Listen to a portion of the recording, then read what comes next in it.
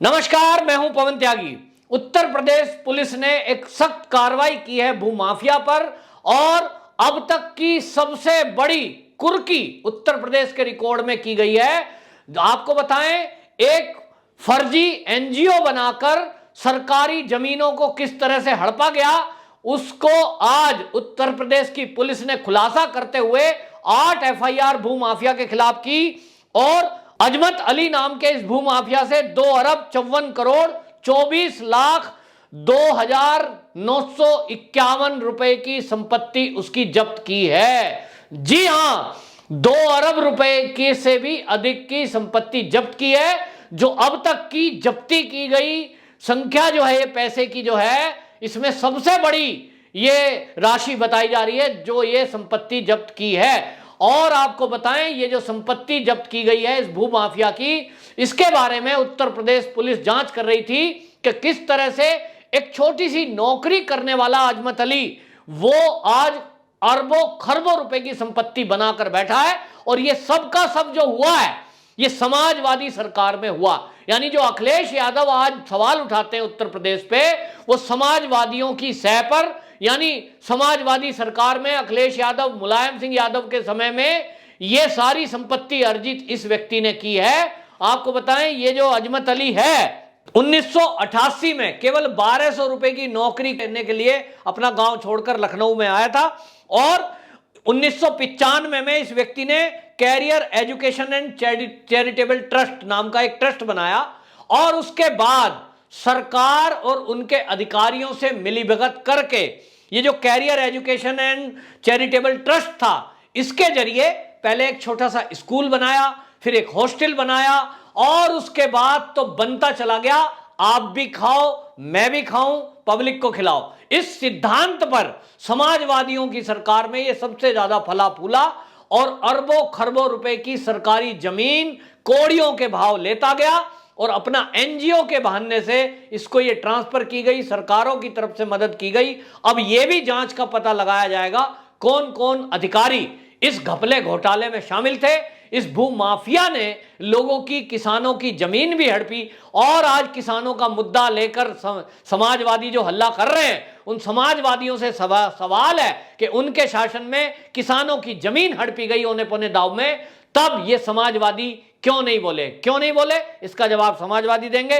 लेकिन फिलहाल इतना जो पता लगा है कि ये जो अजमत अली है, इसने, आपको बताएं, लखनऊ के मटिया थाना क्षेत्र में गांव घेला में इसने एक ट्रस्ट के नाम पर इसने Kumar institute of medical science बना रखा था, एमबीबीएस हॉस्टल, बॉयज हॉस्टल और एक जो है career PG institute of dental hospital science, इसी तरह nursing home, BDS girls hostel, stadium बना रखा था और बहुत बड़ी एक बिल्डिंग बना रखी थी जिसको ये किराए पर देता था। इसी तरह आपको बताएं, ये पूरी प्रॉपर्टी अरबों खरबों रुपए की थी और कोई किसी को टैक्स नहीं देना, एनजीओ बनाकर उसमें चंदा लेना। और पुलिस अब ये भी खंगाल रही है कि इसमें कितने नेताओं के पैसे लगे हैं, क्योंकि ये देखा जा रहा है कि एक व्यक्ति 1988 में केवल 1200 रुपए की नौकरी करता है, एक एनजीओ बनाता है, तो आखिरकार सरकारें क्या कर रही थी? अगर एनजीओ बनाकर कोई फर्जीवाड़ा कर रहा था,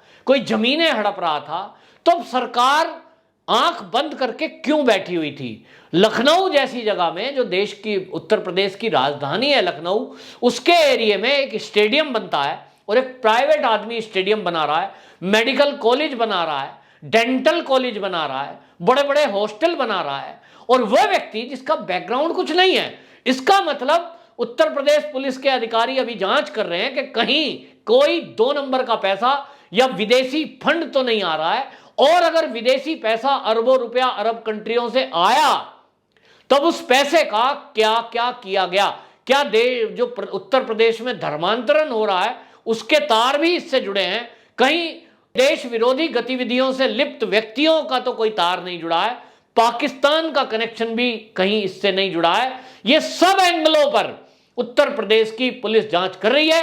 बहरहाल इस घटना से इतना तो जरूर है कि योगी जी पर सवाल उठाने वाले लोग, समाजवादी पार्टी और मायावती या कांग्रेस, इनको देखना चाहिए कि आज योगी सरकार है तो भू माफियाओं से और जो गैंगस्टर हैं उनकी संपत्ति जब्त की जा रही है, उनको जेल की सलाखों के पीछे डाला जा रहा है। तो आपको बताएं, ये जो इसका बेटा है मोहम्मद इकबाल, उसके खिलाफ भी 3 एफआईआर हुई हैं और मोहम्मद अजमल के खिलाफ भी 8 एफआईआर दर्ज हुई हैं और इसकी गिरफ्तारी जल्द ही की जाएगी।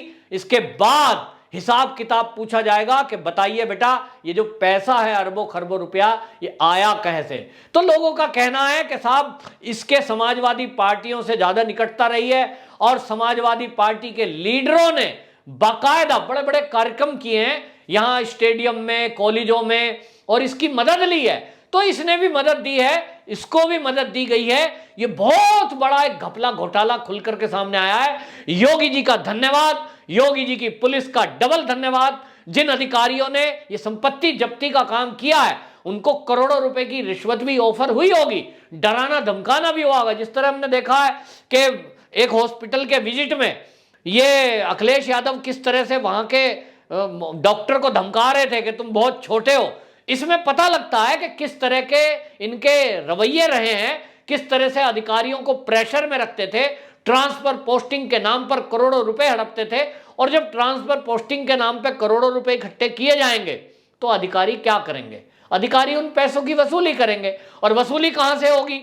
पब्लिक की, जनता की गाड़ी कमाई की खरीदी हुई जमीन या उनकी पैतृक खेती की जमीन, उसको जो हड़पेंगे, चाहे वो मुख्तार अंसारी हो, चाहे फिर ये अजमल हो, इस तरह के लोग ये लोगों की संपत्तियां हड़पते रहे। और यदि किसी ने पुलिस में कंप्लेंट करी तो पुलिस थाने से लेकर ऊपर तक कहीं उनकी सुनवाई नहीं होती थी। ऐसा नहीं है कि लोगों ने, अब लोग बता रहे हैं लखनऊ के आसपास के जो ये गांव है, आपको बताएं जहां ये जमीन सारी आई है, गांव घेला, ये गांव घेला के लोग बताते हैं कि साहब हमने तो जमीन देने की बात मना कर दी थी, हमें अपनी जमीन नहीं देनी, हम तो खेती करेंगे। जबरदस्ती ले लिया करता था। और अगर उसकी थाने में कंप्लेंट कर दी तो थाने में कोई थानेदार सुनता नहीं था, उसे बता देते थे तेरी एफआईआर कराना है फला आदमी। तो पता लगता था कि भाई इसके तार तो मंत्रियों से जुड़े हुए हैं, कोई कुछ कर ही नहीं सकता इसका। तो पुलिस के अधिकारी कह दिया करते थे इसके खिलाफ हम कोई कार्रवाई नहीं कर सकते साहब। ऊपर से फोन आ जाएगा एक लीडर का, समाजवादी के बड़े लीडर का फोन आ जाता था थाने में, तो उनकी कोई कार्रवाई होती नहीं थी। आम जनता जो अपनी खेती करना चाहता था उसकी खेती की जमीन उसकी मर्जी के बिना जबरदस्ती ले ली जाती थी, और जो पैसे मिले मिले, नहीं मिले तो नहीं मिले। और इसी तरह मुख्तार अंसारी का हमने साम्राज्य देखा, किस तरह का साम्राज्य था। आप एक आइडिया लगा सकते हो कि ये जो अजमत अली है, इस अजमत अली का अपना stadium, medical college, dental college, hospital, hostel, और फिर हॉस्टल बॉयज हॉस्टल अलग, बड़ी बड़ी बिल्डिंगें, ये कितनी प्रॉपर्टी इसने इकट्ठी करी। और सरकारें आंख बंद करके लखनऊ में ही ऑफिस है बैठी रही, क्योंकि उनको कहीं ना कहीं कोई ना कोई दाना ये अजमत फेंक रहा था। अब पुलिस को योगी जी ने आदेश दिया है कि इसकी हर एंगल से जांच की जाए। जिस तरह से उत्तर प्रदेश में दंगे होते थे साल दर साल, कहीं ना कहीं इस तरह के लोग वो सपोर्ट करते थे, और जिस तरह से धर्मांतरण के तार विदेशों तक जुड़े कि उत्तर प्रदेश को चुना गया कि जल्दी से जल्दी उत्तर प्रदेश में ज्यादा से ज्यादा लोगों का इस्लामीकरण कर दिया जाए ताकि वो मोदी जी के और योगी जी के विरोध में खड़े किए जा सकें। आज हम देख रहे हैं कि किस तरह से उत्तर प्रदेश में जनसंख्या नियंत्रण कानून योगी जी ने लाया, तो कौन विरोध कर रहा है? केवल और केवल मुस्लिम विरोध कर रहे हैं। क्यों? जनसंख्या तो ज्यादा हिंदुओं में भी अगर किसी की होगी तो उसे भी बंदिश लगेगी, उसको भी सारी सरकारी योजनाओं का लाभ नहीं मिलेगा। लेकिन प्रॉब्लम मुसलमानों को क्यों है? इसका मतलब पता लगता है कि जहां दर्द हो रहा है, कुछ गड़बड़ है, उन्हीं के दिमाग में कुछ चल रहा था कि अपनी जनसंख्या बढ़ाओ, सरकारी संसाधनों पर अपना कब्जा करो और इस देश में अर्थव्यवस्था को डामाडोल करो। अब उन लोगों के मंसूबे कामयाब नहीं होते दिख रहे उनको, तो उत्तर प्रदेश में वो घोषणा कर रहे हैं कि साहब योगी के विरोध तो जा नहीं सकते, कहते साहब हम कोर्ट में जाएंगे। तो कोर्ट में जाइए, कहीं भी जाइए, बहरहाल योगी शासन है, वहां ना गुंडों की चलती है, ना गुंडों के सपोर्टरों की चलती है, ना वहां भ्रष्ट अधिकारियों की कोई चलती है। ईमानदार अधिकारियों को आगे बढ़ाया जा रहा है और जो भ्रष्ट अधिकारी हैं उनके खिलाफ सख्त सख्त कार्रवाई की जा रही है। और इसी के चलते आज किसी अधिकारी या पुलिस वाले की हिम्मत नहीं है कि वो पैसे देकर मामले की रफा दफा कर दे, उसे कार्रवाई करनी पड़ती है। ये उदाहरण है कि लगभग 2.5 अरब रुपए की संपत्ति जब्त होना ये अपने आप में कहता बहुत कुछ है।